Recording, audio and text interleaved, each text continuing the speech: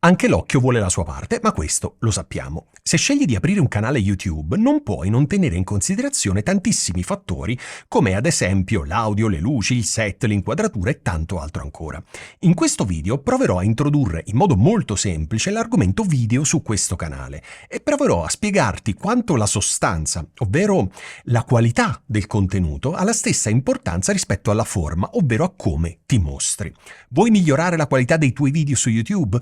Assicurati di guardare questo video fino alla fine perché è pieno di esempi e consigli e c'è anche una sorpresa per te. Ma non perdiamo altro tempo e iniziamo.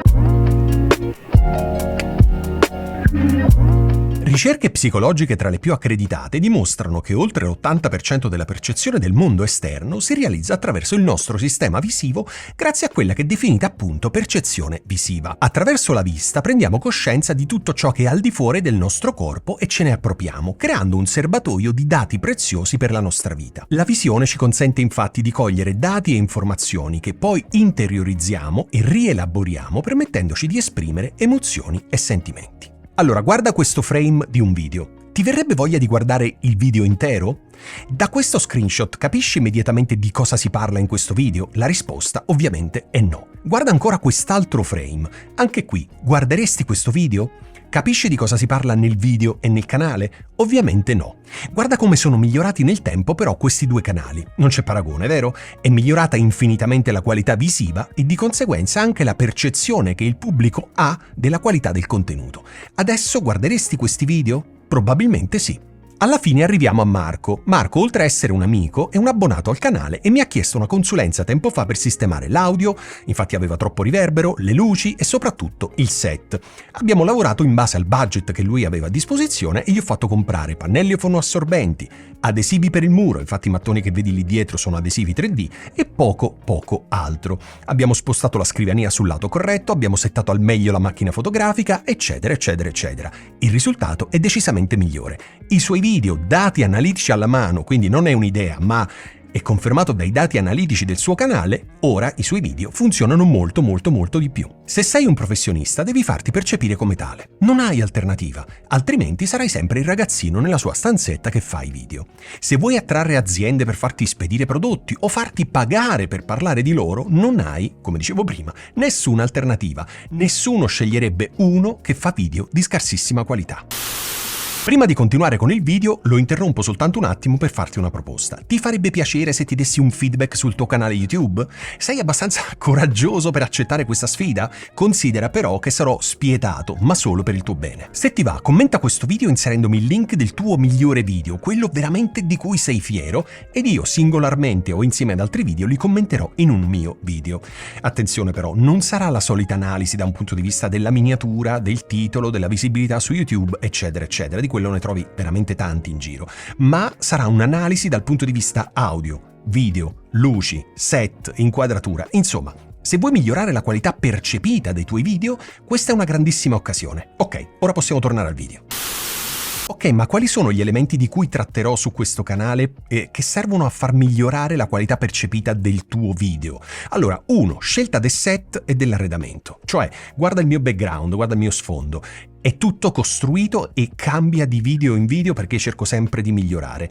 È necessario scegliere un set che può essere una parete scura con una pianta e una lampada, può essere una poltrona con dietro dei quadri, può essere un set chiaro, un set scuro. L'importante è che non sia a caso, che non sia una parete qualunque di casa tua, perché quello dà l'impressione che chi sta facendo il video è il ragazzino nella sua stanzetta. Ora, anche se tu sei nella tua stanzetta, non c'è nessun motivo per non allestirla, ma spendendo veramente 2 lire, in modo tale che la qualità del contenuto sia pari alla qualità della forma. Ok? Benissimo. Secondo punto, la qualità dell'audio. E su questo canale ne abbiamo parlato miliardi di volte, quindi sai benissimo che serve un microfono di un certo tipo, una scheda audio, un registratore, insomma servono una serie di attrezzature, ma questo lo sai molto bene, quindi ci spendo in questo video veramente poche parole. Illuminazione. Questa è una delle cose più trascurate. L'illuminazione è fondamentale perché se non hai un'illuminazione adeguata il tuo video potrebbe essere sovraesposto, quindi potresti essere chiarissimo e nessuno ti guarderà perché quando, ti dico una cosa, quando l'occhio non riconosce nell'altra persona un colore di pelle, tende a distrarsi e a non dare importanza a quello che sta guardando. Quindi se la tua pelle è sparata fortissima e bruciata da una luce chiarissima oppure è troppo scura, le persone non ti guarderanno con interesse. Quindi l'illuminazione è fondamentale, perché più che spendere soldi per la macchina fotografica è fondamentale spendere soldi per le luci. Ok? Fondamentale, un po' come quando parliamo dell'audio e diciamo che piuttosto che spendere soldi per il microfono, per la scheda audio, è necessario spenderli per l'insonorizzazione, quindi il trattamento acustico della stanza. È la stessa cosa. Andiamo avanti. Scelta dell'inquadratura.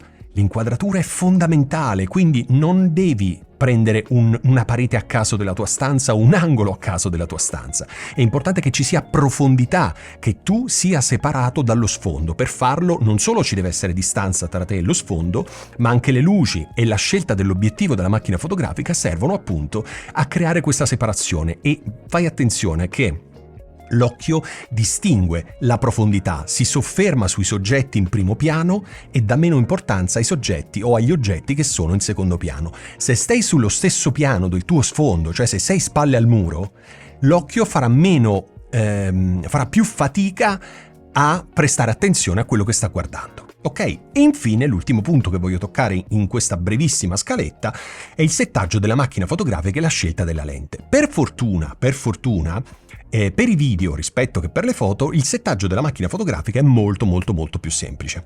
Ci sono dei settaggi base che devono essere sempre quelli. Cambia soltanto 1 o 2 al massimo, ma facilissimo. Nei prossimi video ti spiegherò anche in maniera semplicissima come fare.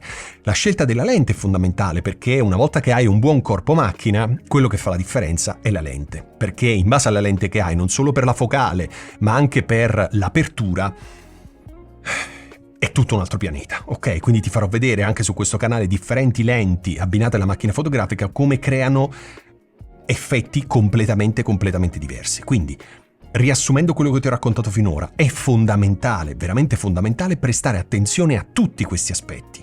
Altrimenti, sai che c'è? Fai podcast audio.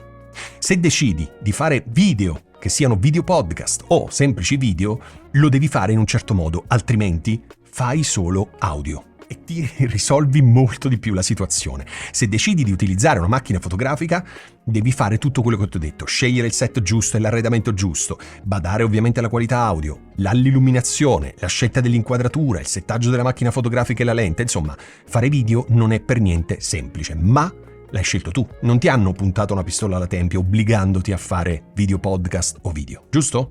Giusto? Ok. Quindi è una tua libera scelta, e se vuoi che il tuo canale abbia una percezione di qualità, se vuoi che i tuoi video vengano visti e se vuoi soprattutto che le aziende ti paghino o ti invino prodotti, non hai alternativa. O sei il ragazzino che fa video nella sua stanzetta e finisce lì, o sei il professionista che fa video di un certo tipo. A te la scelta. Spero che questo video ti sia piaciuto, ma spero soprattutto che avrai davvero il coraggio di farti dare un feedback spietato sul tuo migliore video. Io ti ringrazio per aver guardato appunto questo video e noi ci vediamo la prossima settimana.